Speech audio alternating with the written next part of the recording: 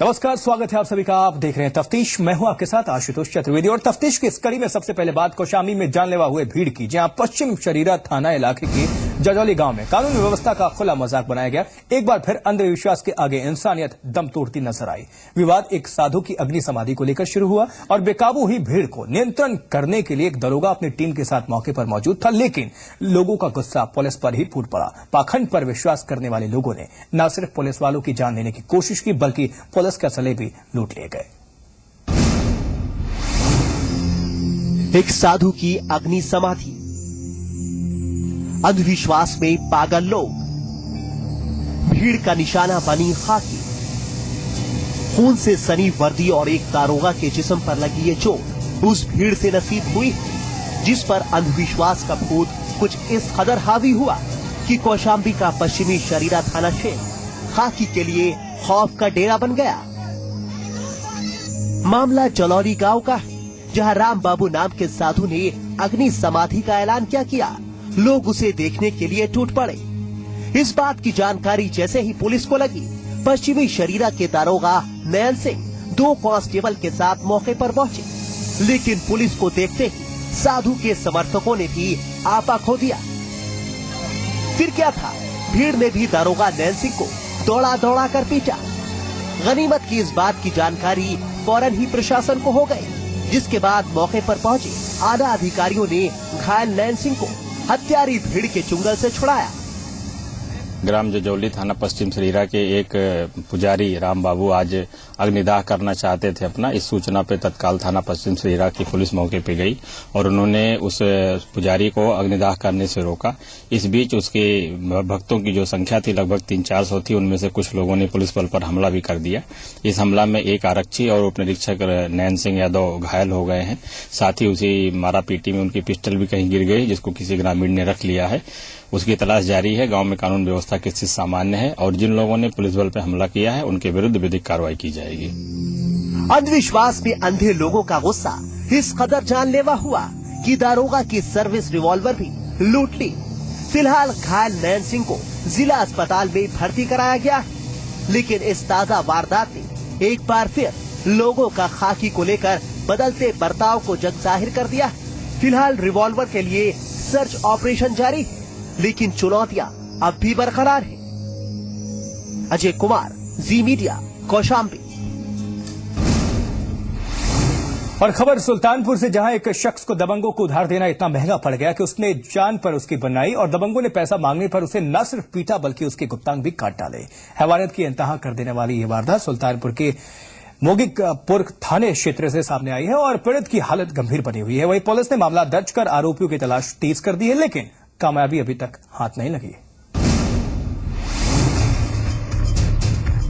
कौशाम्बी के जिला अस्पताल में दबंगों की पिटाई से घायल इस युवक का नाम रत्नेश पांडे है। सरैया गांव में एक दुकान चलाने वाले रत्नेश की हालत इलाके के ही दबंगों ने की है। इसका गुनाह सिर्फ इतना है कि इसने दबंगों से अपने पैसे वापस मांगे। दरअसल रत्नेश से मेलजोल करके गांव के तेजा सिंह ने रत्नेश से उधार पैसे लिए थे। काफी समय बीत जाने के बाद जब रत्नेश ने पैसे वापसी के लिए दबाव बनाया तो तेजा सिंह नाराज हो गया। बीती रात तेजा ने रत्नेश को उसके एक दोस्त की मदद से गांव के बाहर बुलाया और अपने साथियों की मदद से उसकी पिटाई कर दी।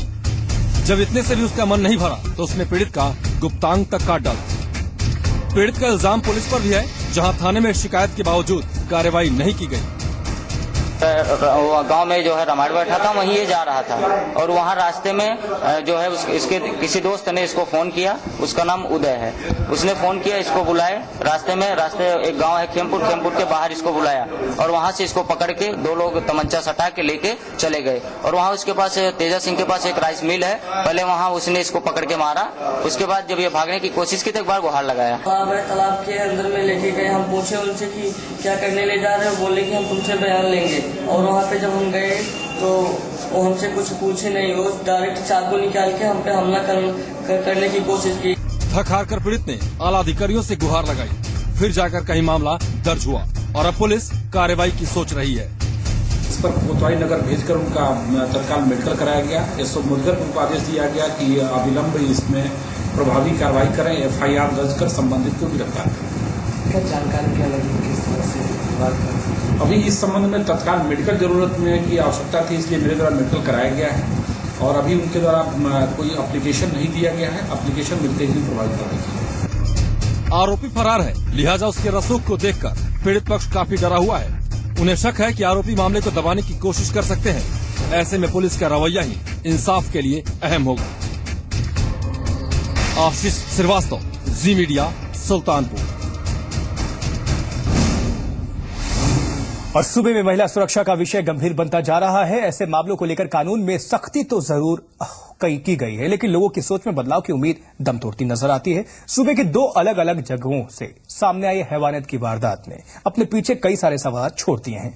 बरेली में जहां 8 साल की मासूम को टॉफी दिलाने का जायजा देकर दुष्कर्म किया गया, तो झांसी 13 साल की बच्ची से यौन शोषण का आरोप किसी और पर नहीं बल्कि उसी के सौतेले पिता पर लग गया।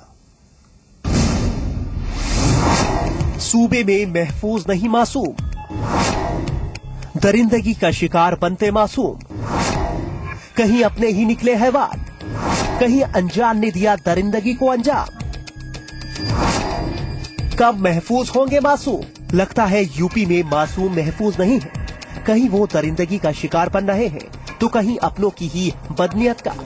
2 शहरों से आई 2 वारदातों ने मासूमों के साथ हो रही दरिंदगी को उजागर कर दिया है।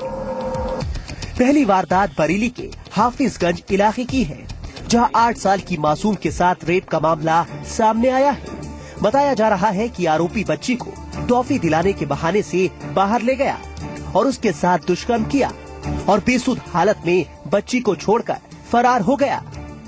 होश में आने पर बच्ची किसी तरह अपने घर पहुंची और अपनी आप बीती परिजनों को सुनाई। परिजनों की शिकायत पर पुलिस ने मामला दर्ज कर आरोपी को गिरफ्तार कर लिया है। आरोपी उत्तराखंड भागने की फिराक में था, लेकिन उससे पहले ही पुलिस ने उसे दबोच लिया। हाँ, ये कल एक मामला प्रकाश में आया था कि एक 8 साल की नाबालिग बच्ची के संग एक नाबालिग 12 साल के बच्चे ने बलात्कार किया है। तो उसमें हमने अभियुक्त पंजीकृत कर लिया है और अभियुक्त को हमने गिरफ्तार कर लिया है।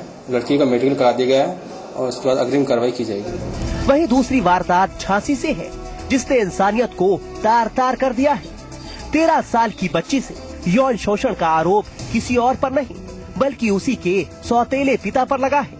हैवानियत का ये मामला मौरानीपुर थाना इलाके का है। दरअसल बच्ची के पिता की 5 साल पहले मौत हो गई थी, जिसके बाद उसकी मां ने दूसरे शख्स से शादी कर ली थी, जिसके बाद दोनों साथ रहने लगे। अब उन्हें नहीं बताया, हमने पूछा है। मैंने कहा बेटी पापा ने पकड़ा है, तू दिखे हाउ पकड़ो है, इतनी बात पूछी हमने बस। तेरी गलती है तो तेज होगा, मारे तेज मार खाएगा। गलत काम किया लड़की के साथ? हाँ, लड़की के साथ गलत काम किया। लेकिन सौतेले पिता की बच्ची पर गंदी नजर थी। मामले का खुलासा होने पर पीड़ित की मां ने आरोपी पति के खिलाफ मामला दर्ज कराया, जिसके बाद पुलिस ने आरोपी को गिरफ्तार कर लिया। मैं एक मौरानीपुर थाना क्षेत्र में ऐसे एक 13 वर्षीय बच्ची के साथ गलत काम होने का सूचना मिला था, जिसकी अपनी तथाकथित सौतेला पिता ने किया है। तो इस संबंध में पुलिस द्वारा आईपीसी के धारा 376 और पॉक्सो एक्ट के अंतर्गत मुकदमा दर्ज करके अपराधी को अरेस्ट किया गया है और उनको जेल भेजा जा रहा है। बच्ची प्रेग्नेंट हो गई है और जब गांव में आए तब सूचना दी और एफआईआर हो गई। अगर बात बरेली की करें तो बीते 2 हफ्तों में 3 मासूम बच्चियों के साथ बलात्कार की घटना को अंजाम दिया जा चुका है। बरेली से सुबोध मिश्रा और झांसी से अब्दुल सत्तार, सी मीडिया। और अब बात उस खबर की जिसने पूरे सरकारी सिस्टम पर सवाल खड़े कर दिए हैं। रायबरेली के महाराजगंज थाना इलाके में 5वीं की छात्रा के साथ दरिंदगी की घटना ने सबको सख्ते में डाल दिया। घटना को अंजाम देने वाले दोनों आरोपी नाबालिग हैं और 7वीं 8वीं के छात्र हैं। तफ्तीश में एक और सच निकलकर सामने आया है कि जो इस वारदात की वजह बना है वो है सरकारी स्कूल में शौचालय का न होना, जिसके चलते पीड़ित छात्रा खेत में गई, जहां उसके साथ 2 नाबालिग छात्रों ने घिनौनी हरकत को अंजाम दिया। फिलहाल दोनों आरोपी सलाखों के पीछे हैं। देश की एक high profile seat, Sonia Gandhi का संसदीय क्षेत्र, लेकिन स्कूलों में नहीं है शौचालय। शौचालय बना रेप की वजह, नाबालिग छात्रों की दरिंदगी। ये है रायबरेली का महाराजगंज थाना इलाका, जहां रेप की एक वारदात ने पूरे सरकारी सिस्टम पर सवाल खड़े कर दिए हैं। जहां स्कूल में शौचालय न होना रेप की वारदात की वजह बन गई। रसेहता गांव के प्राइमरी स्कूल में 5वीं की छात्रा के साथ खेत में रेप को अंजाम दिया गया और इस वारदात के आरोपी हैं 2 नाबालिग लड़के जो जूनियर हाई स्कूल के छात्र हैं। कहाँ रहती हो? रसेहता। कहाँ पढ़ती?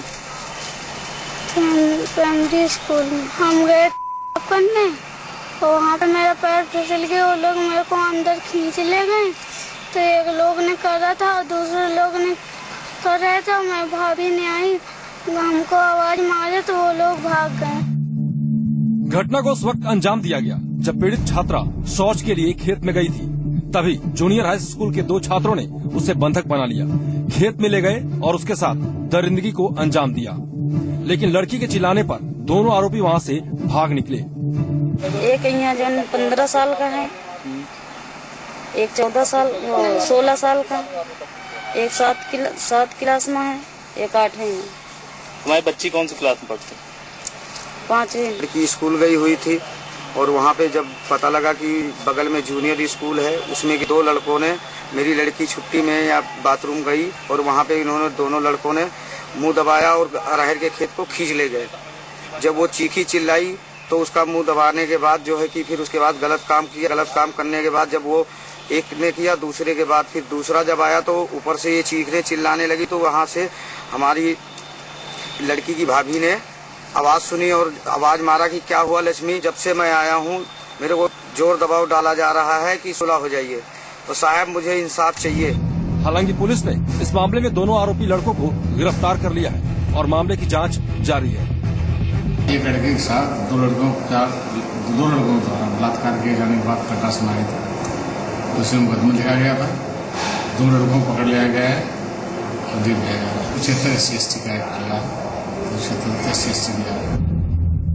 रायबरेली में घटी इस वारदात ने नाबालिगों में बढ़ती जुर्म की प्रवृत्ति को एक बार फिर उजागर कर दिया है। साथ ही स्कूल में शौचालय न होना एक बच्ची के साथ हुई दरिंदगी की वजह बन गई। ऐसे में सवाल ये कि आखिर कब स्कूलों और गांवों में बनेंगे शौचालय। विवेक श्रीवास्तव, जी मीडिया, रायबरेली। और अब बात उस वारदात की जिसने पूरे बुलंदशहर में सनसनी फैला दी, जहां एक बेटे ने अपने पिता की हत्या की सुपारी दे दी, वो भी एक नौकरी की खातिर। ऑन ड्यूटी मौत की साजिश रचने के लिए पंकज नाम के शख्स ने संजय नाम के कॉन्ट्रैक्ट किलर को पूरे 1 लाख की सुपारी दी और अपने ही पिता को मौत के घाट उतरा दिया। फिलहाल पुलिस ने दोनों भाइयों समेत सुपारी किलर को भी गिरफ्तार कर लिया है।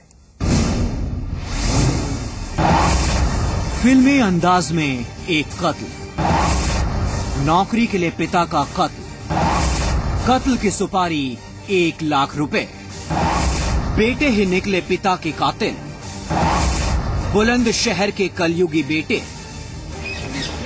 बुलंदशहर के अनूप शहर थाना इलाके में घटी एक वारदात ने इंसानियत को तार तार कर दिया, जहां 2 बेटे ही अपने पिता के कातिल बन गए और इस कत्ल की वजह बनी नौकरी और कर्ज। पुलिस की गिरफ्त में खड़ा ये शख्स है पंकज, जिसने अपने ही पिता की संजय नाम के कॉन्ट्रैक्टर किलर से हत्या करवाई। तारीख 20 जनवरी 2015। यही वो तारीख है जब पंकज ने सुपारी देकर अपने पिता राम अवतार की हत्या कराई थी। राम अवतार प्राइमरी स्कूल में टीचर थे और 1 साल बाद रिटायर्ड होने वाले थे। आरोपी पंकज बेरोजगार था, लेकिन रोजगार तलाशने के लिए पंकज अपने ही पिता की हत्या की साजिश रचेगा, ये किसी ने नहीं सोचा था। हाँ भाई, मैं मिल गई पापा जी को। क्यों चाहते थे ऐसा? उसके छोटे वाले कुछ कर्ज था, एक को वो मिल जाएगी नौकरी, एक को पैसा मिल जाएगा तो कर्ज बढ़ना है। क्या क्या कर्ज था? ऐसा ही हो जाता था। पिताजी तुम्हारे कब रिटायर होने वाले थे? 1.5-2 साल के आसपास थे।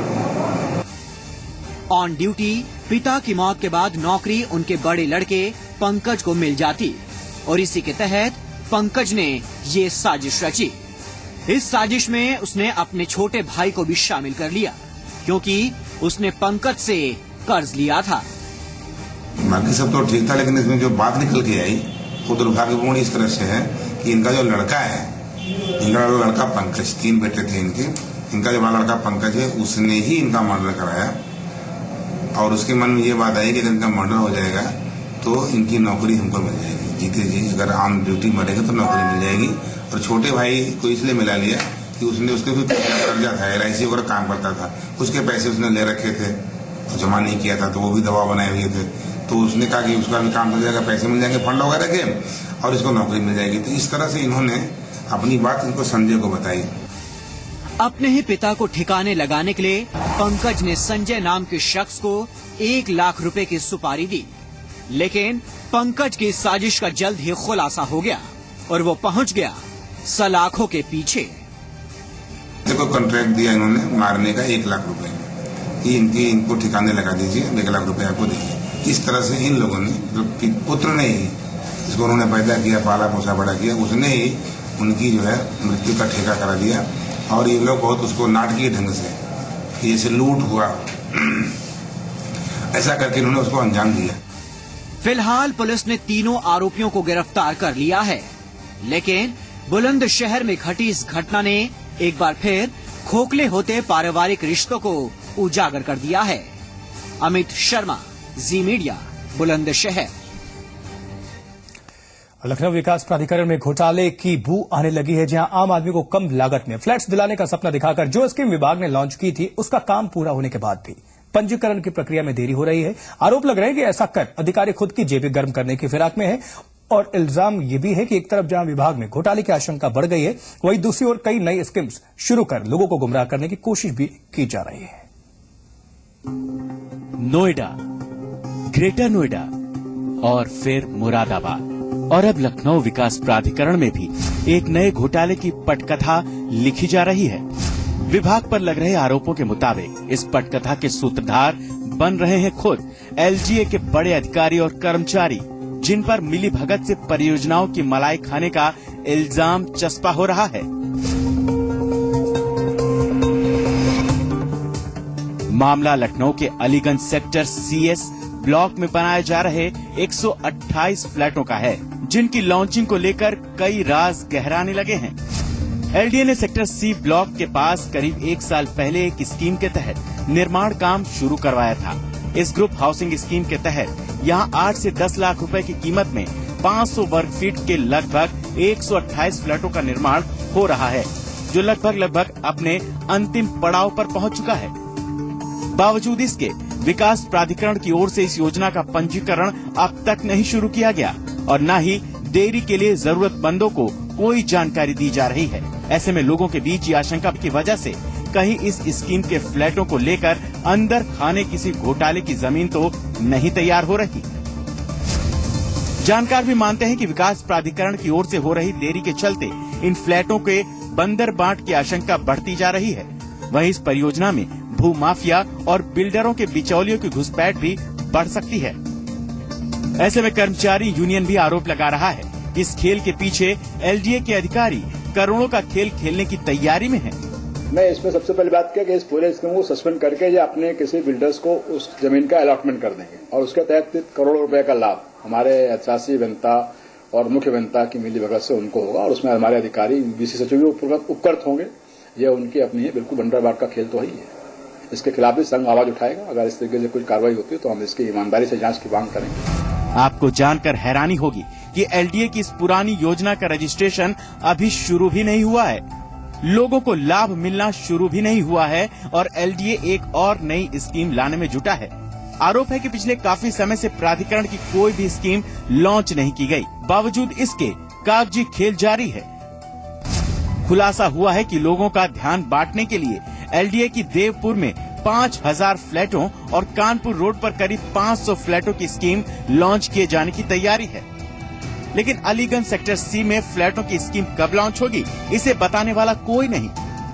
LDA की अपर सचिव भी पंजीकरण की बात पर गोलमोल ही जवाब देकर निकल गयी। आवंटन शीघ्र ही इसका पंजीकरण खोला जाएगा और शुरुआती दौर में इस योजना में कुछ जमीन संबंधी विवाद थे, तो यह तय किया गया था कि इसमें सारे विवादों को क्लियर करके ही हम इसका पंजीकरण खोलें, जिससे हमारे जन सामान्य को किसी प्रकार की असुविधा ना हो। इसमें किसी प्रकार का जन सामान्य में भय नहीं होना चाहिए।